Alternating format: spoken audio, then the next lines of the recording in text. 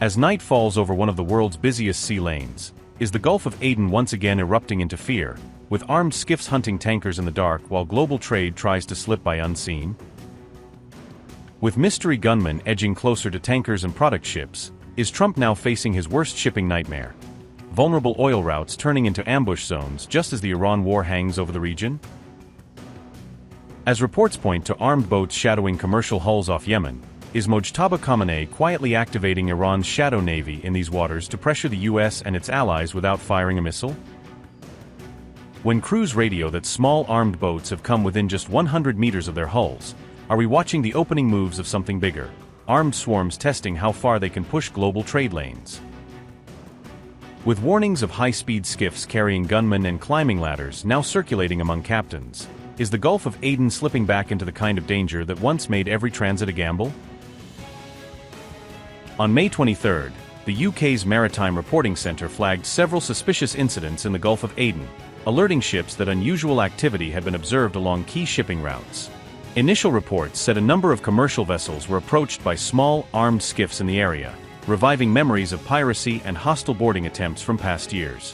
One larger skiff was described as having twin engines, visible weapons and climbing ladders on board, a combination that immediately raised concerns about potential boarding operations. Maritime authorities noted that these incidents occurred against a backdrop of rising threats around Yemeni waters, where both conflict spillover and criminal activity have intensified. In one case, the tanker reported being approached by a small craft carrying 5 men, prompting a heightened security response on board. That encounter took place roughly 200 nautical miles west of Yemen's Socotra Island, in open ocean far from any safe harbor. According to the ship's account, the small craft closed to within about 100 meters of the tanker, close enough for crew to see details and fear an imminent attempt to come alongside. The tanker's armed security team took up positions once the craft drew near, making it clear that any attempt to board would be met with resistance. Maritime monitors later reported that the small boat altered its course and withdrew from the area, ending the immediate danger but not the wider sense of unease. All of this is unfolding as Iran talks up its arsenal and signals how it might respond if war with the US and Israel resumes, leaving shipowners wondering how vulnerable their routes have now become.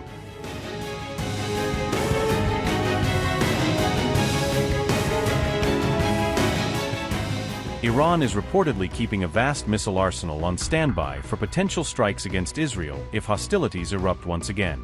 An Iranian security expert told the New York Times that Tehran could launch tens or even hundreds of missiles every single day. According to Ahmadreza Azizi, the missile barrages could target either Israel directly or key American allies across the Gulf region. The expert also warned that Gulf oil fields, refineries, and major ports may come under attack if the conflict resumes.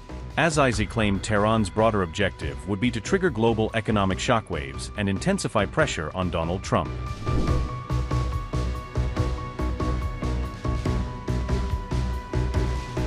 In addition, Iran may reportedly attempt to expand the conflict by targeting the strategically critical Bab al-Mandeb Strait. The Bab al-Mandeb waterway connects the Red Sea with the Gulf of Aden and handles nearly 1/10 of global trade flows.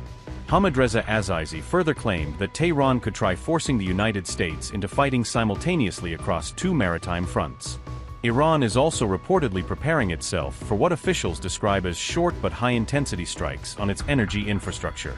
Reports claim Tehran used only a limited portion of its missile arsenal during the first phase of fighting with Israel and the US. According to the report, Iran deliberately rationed its missile usage because it anticipated another round of conflict could eventually erupt.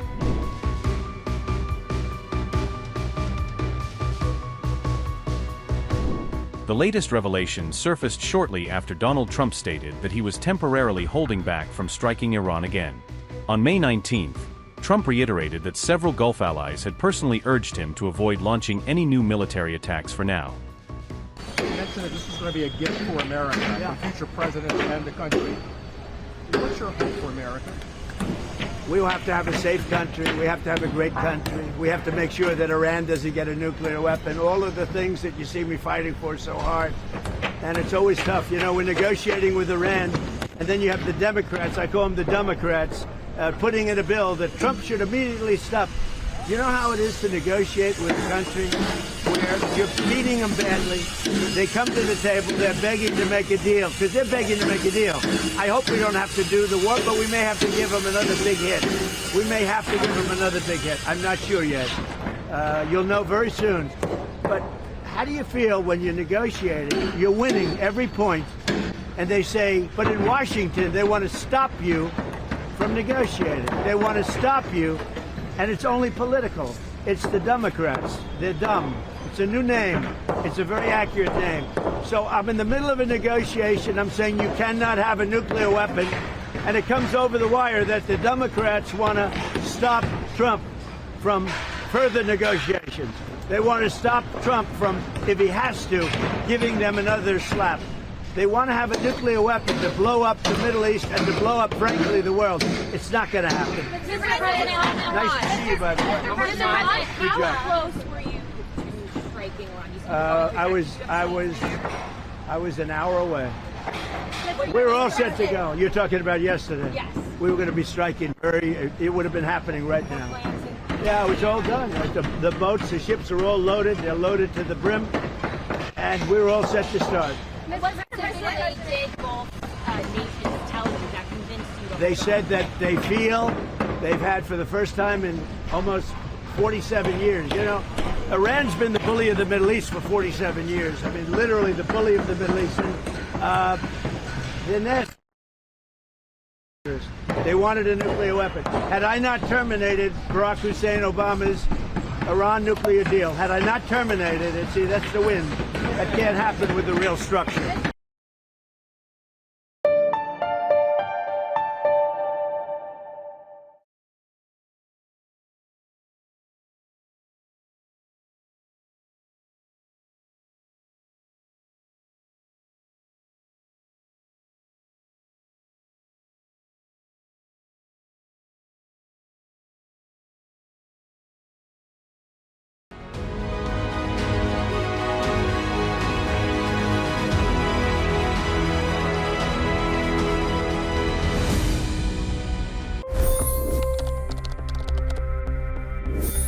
$25 crore गरीब गरीबी को परास्त करके बाहर निकले। For the good of our nation, let's work together and let's truly make America great again. The fastest news breaks. Requested PM saying that we will have to speak to Putin and to Zelensky. The biggest newsmakers. The relationship with India is probably the most important bilateral relationship the U.S. will have for the rest of this century. The capital delivered quite an election result today. Expert analysis. The million-dollar question today is how to stop this dance of death. Ground reports. I'm standing at the crossroad of the Kumbh Mela. Behind me are more than 100 entry ghats. Long-form interviews. Exclusionary politics is reflected in Manipur case as well. You don't bother because this is a small state. Deep dive into burning issues. It's often said DRC could be the richest country in the whole world. It's because of what sits underneath. Why exactly did the US topple the Sheikh Hasina government? HD videos. We don't just break news, we break it down.